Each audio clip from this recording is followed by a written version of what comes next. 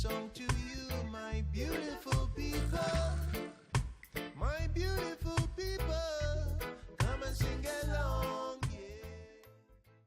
We are continuing our series on the Black History Month celebration, focusing on the legends. And today I am more than privileged. It's actually a blessing to have a living legend. I'm talking about Miss Brenda Joyce, the one Ambassador calls the diva of divas. And of course, as you see her seated in so much eminence, you can actually attest to that.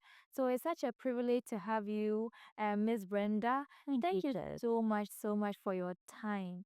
Thank you so much. I know how you have been very instrumental in African relations and all of that. And coming from, the US and growing up, how was it like growing up as a child? Well, as a child, I started as a singer in my grandfather's church. I'm the product of both of my grandfathers were church pastors. And in our family, everybody sang and everybody cooked. Those were necessities. So I started at 3 years old, actually, singing in the church and started formal lessons at about 6 with piano.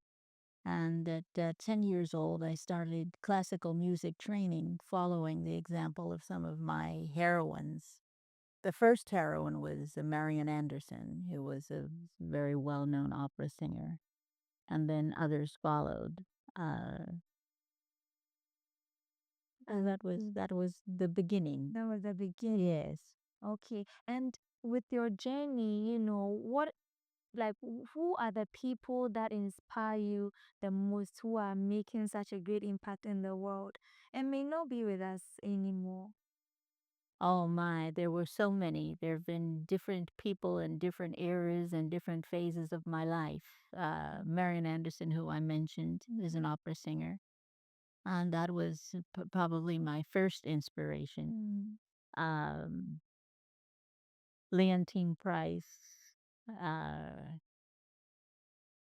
jazz singers as well, Ella Fitzgerald, Sarah Vaughan. There have been so many. When I became an adult and went into the business world, President Mandela was a big motivation for me. I studied his life and was just so impressed with the sacrifice that he made for principles. He was such a principled individual. So I've been blessed to have many role models and mentors and examples of characteristics that I wanted to develop in myself, both in the musical career and well as a business career. What does Black history mean to you personally? Because you actually came to the motherland and it's been 40 years plus. Not everyone would take such a bold decision. This is even the contemporary time where we have a changing paradigm of how great Africa is. But in your time, those days, it was very risky. People thought there were flies and all of that. So what inspired your journey and what does Black history, mean to you? Well, my introduction to Africa was actually in 1977 when I left the US and went to Nigeria for Festac. And it blew my mind because I had seen books of the historical occasions and monuments and cities on the African continent, but I hadn't had the firsthand experience of the history of Africa, how deep the roots were. And that changed my career because I was working in a corporation at that time, and there was no way that I could fit my need to experience Africa into a 2-week annual vacation. So that was the beginning. But I fell in love with Africa from a historical perspective, and it changed my perception of my experience as as an African American because it connected me to my roots, and it gave me a different sense of self identity as well. So to me, Black History Month is the opportunity to celebrate the connections the roots, the heritage, the legacies that started centuries ago and continues today. Wow, and continues today.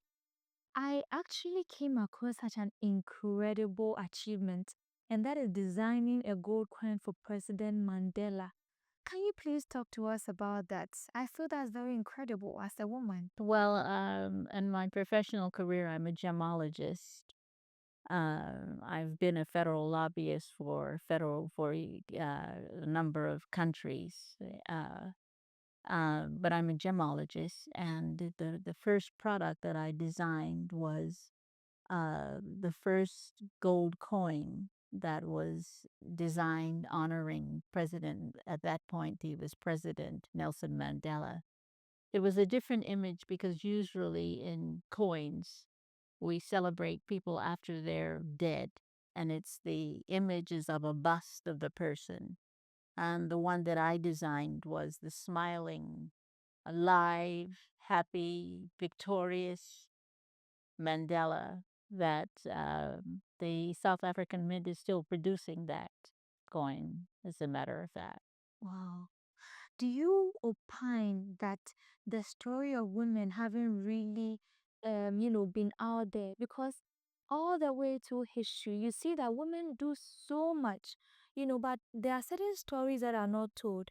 I was very stunned when I came across a story by a Princess Aquatun, a Congolese princess taken from, Congo and taken to Brazil. And she was able to flee from oppressors' rule and founded a whole community, Quilambo de Palmares.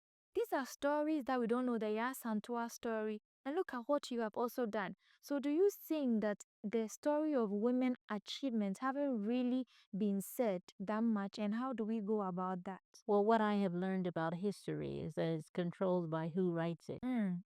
And the history was being written by him. It was history. Maybe we should call it herstory, so that we have the responsibility and accept the responsibility for telling our own stories.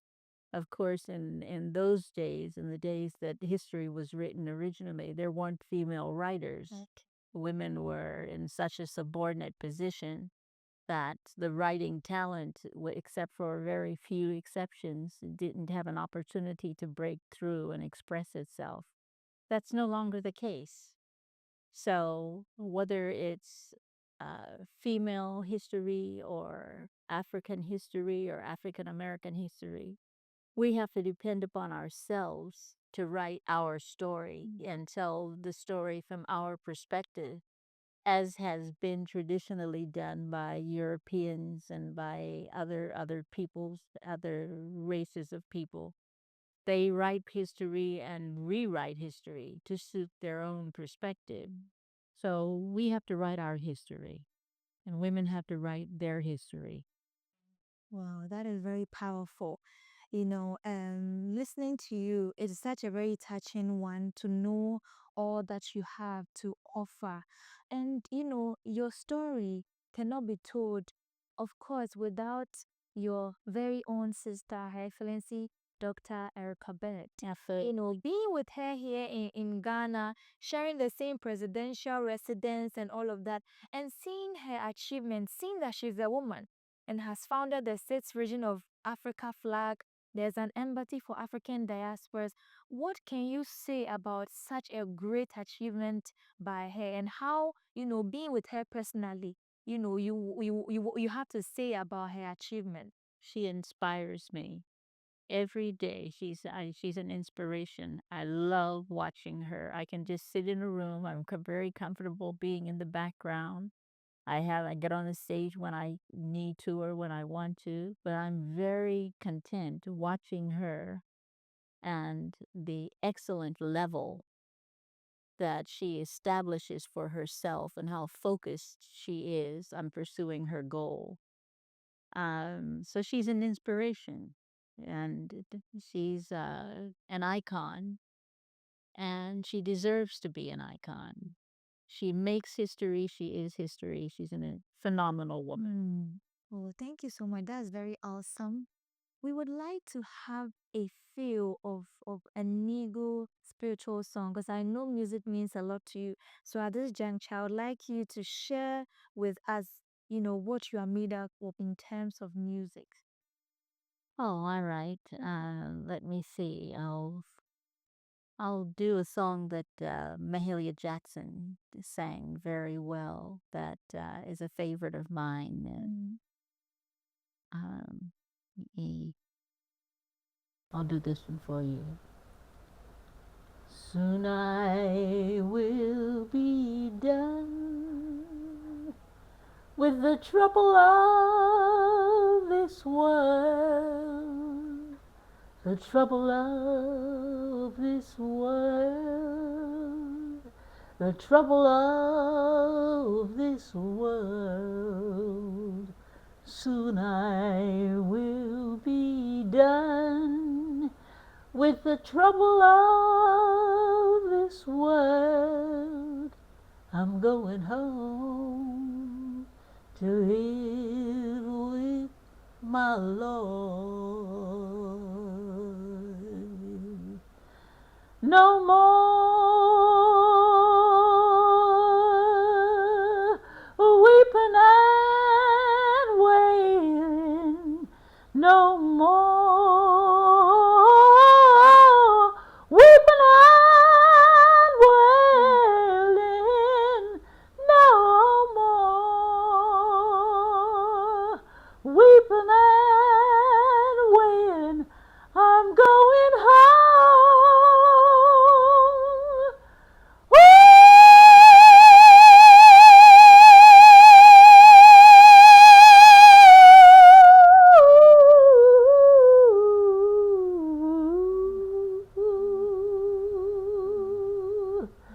To live with my Lord.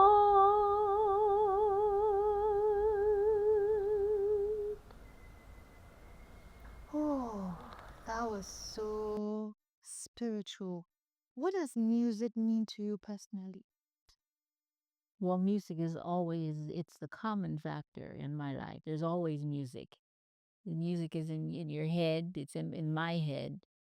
And it kind of, it's the accompaniment, to me, it's the accompaniment of life. I'll have an experience or I'll see a scene and I hear music behind it that matches the scene. Or I'll be in a conversation and it reminds me of a song lyric.